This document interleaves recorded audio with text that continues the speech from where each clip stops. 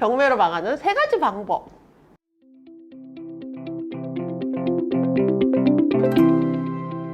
안녕하세요. 반갑습니다. 이현정TV의 이현정입니다. 와, 경매로 망하는 사람 혹시 본 적 있으세요? 경매로 망하는 사람들이 저는 가끔 이제 볼 수 있는데, 그분들이 왜 그렇게 그런 일을 당하는지 그 이유에 대해서 말씀드리려고 합니다. 경매로 망하는 세 가지 경매로 망하는 세 가지 방법. 자, 첫 번째, 보증금 날리는 경우예요. 보증금을 날린다라는 건 종잣돈을 잃어버린다는 건데요. 자, 경매에 입찰을 하시려면 일단 보증금을 걸고 법원에서 입찰에 참여하시게 됩니다. 1억짜리 물건이라면 1,000만 원 보증금을 걸고요. 10억짜리 물건이라면 1억 보증금을 걸고 경매에 참여를 하게 되는데요. 이 보증금을 걸고 참여를 한다는 건 낙찰이 됐을 때 반드시 잔금을 납입을 해야 된다는 뜻이에요.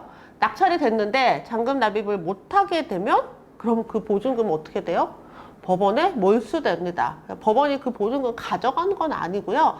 나중에 차후에 낙찰이 된 다음에 다른 채권자에게 그 몰수한 보증금까지 같이 배당을 하게 되죠.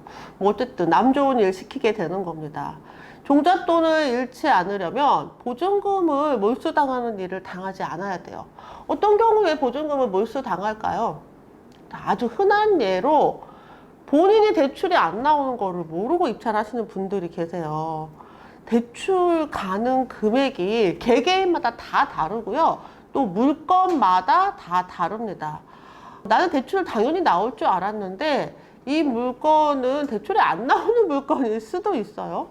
또 대출이 잘 나오는 신용 상태인 줄 알았는데 신용 점수가 형편없어서 대출이 불가능한 경우들도 종종 있어요. 그리고 집이 있으면 다주택자일 경우에 대출 제약이 많은데 역시 이것 때문에 대출이 안 나올 수도 있습니다. 그러면 꼼짝없이 잔금을 미납하게 되고 보증금은 법원에 몰수당하게 되죠. 종잣돈을 잃게 되는 거예요. 또 다른 경우들도 있어요. 고가 낙찰을 받는 건데요. 고가 낙찰이란 시세보다 더 높은 가격으로 낙찰을 받아버리는 거예요. 이 물건이 1억짜리 물건인데 내가 1억 1,000에 낙찰을 받았어요. 고민되죠. 잔금을 1억 1,000을 해야 되는데 그러면 오히려 시세보다 높게 사게 되는 거잖아요. 이럴 때는 보증금을 날릴 것인가 시세보다 높게 사는 것을 감수할 것인가를 고민을 하면서 어쨌든 또 종잣돈을 날리게 되는 경우들이 있습니다. 또 하나는 권리 분석을 실수를 할 때가 있어요. 여기에 딸려있는 어떤 권리들이 낙찰자에게 따라오는 것을 모르고 입찰에 참여를 했다가 덜컥 낙찰을 받아버리는 거죠. 근데 낙찰을 받고 그 물건을 등기 이전을 하게 되면 거기에 딸린 안 좋은 권리들이 따라서 인수되는 경우들이에요. 이런 것도 잔금 납부를 할 수가 없습니다. 자, 결정적인 하자가, 그러니까 그 결정적인 하자라는 건 법원의 어떤 실수로 인해서 이 낙찰자에게 해가 되는 게 아니라면 법원은 그 보증금을 다시 돌려주지 않아요. 미납하게 되면 보증금을 잃어버리게 되죠. 보증금을 잃어버린다는 건 뭐 아주 폭망 정도는 아니에요. 보증금 종잣돈을 날리게 되는 건데요. 그것보다 조금 더 심한 경우들도 있습니다. 명도에 문제가 있는 경우예요. 명도라는 건 그 집에 있는 점유자를 집에서 내보내는 것을 우리가 명도라고 하는데요. 이 물건에 너무 곤란한 사람들이 여기 집에 점유를 하고 있는 경우들이 있어요. 우리가 생각하는 곤란한 사람들은 어떤 사람들이죠?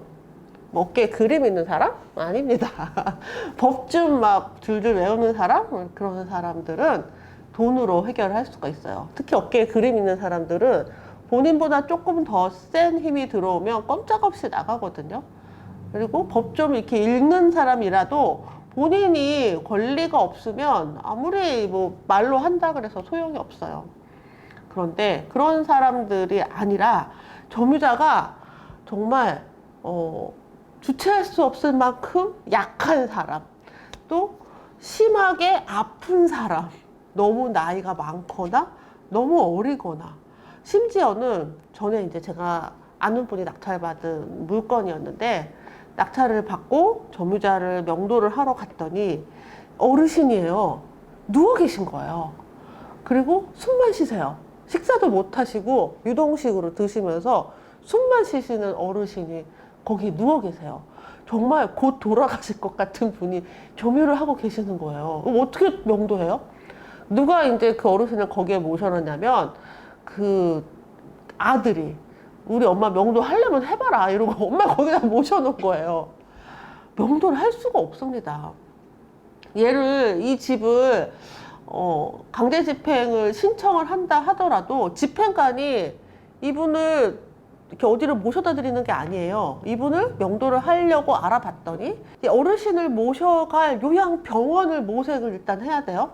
그리고 그 요양병원에 이분이 가시는 동안의 비용 그냥 걸어서 못 가시잖아요.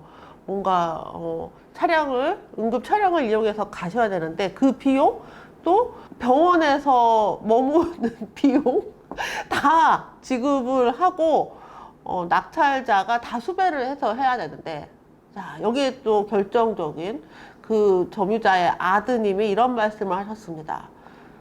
당신 그러다가 우리 어머니 돌아가시면 나 가만 안 둘 거야. 미치죠? 방법은 뭘까요? 네, 어쩔 수 없이 정말 딱 돌아가실 것 같았거든요. 돌아가실 때까지 기다렸어요. 아, 너무 슬픈 일이죠. 그동안 이제 소유권은 이미 다 이전이 됐지만 소유권 행사를 할 수가 없습니다. 진짜 그분이 돌아가셨고 6개월 걸렸습니다. 점유자가 이런 상태면 명도가 정말 곤란합니다. 정상적이지 않은 점유자들은 종종 만날 수 있어요. 알코올 중독이거나 아니면 정신병원에 왔다 갔다 하시거나 너무 어리거나 너무 아프거나 이런 분들이 점유하고 계시면 명도가 정말 어렵습니다. 한번 이런 명도를 하게 되면 그 다음에는 다시 다음 경매를 하기 힘들죠. 애초부터 어려운 명도를 골라 하시는 분들도 계시긴 해요. 유치권 설정되어 있는 물건들을 일부러 골라 하시는 분들도 계신데요.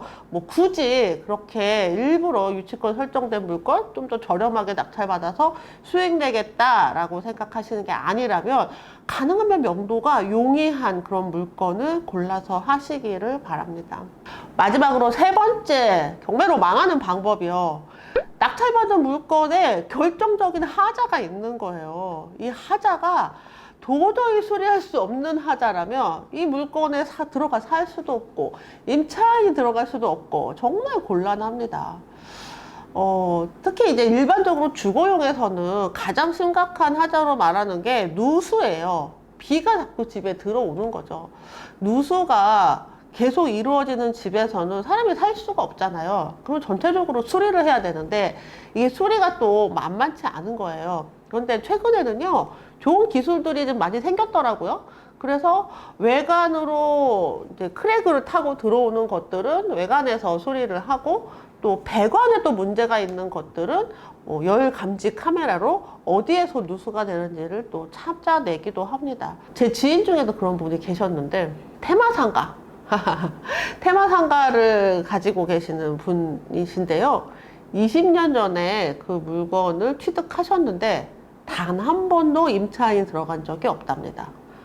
20년 동안 관리비와 또 이자를 그냥 꼬박꼬박 내고 계시는 거죠. 경매에 나와도 아무도 그 물건은 낙찰 받지 않아요.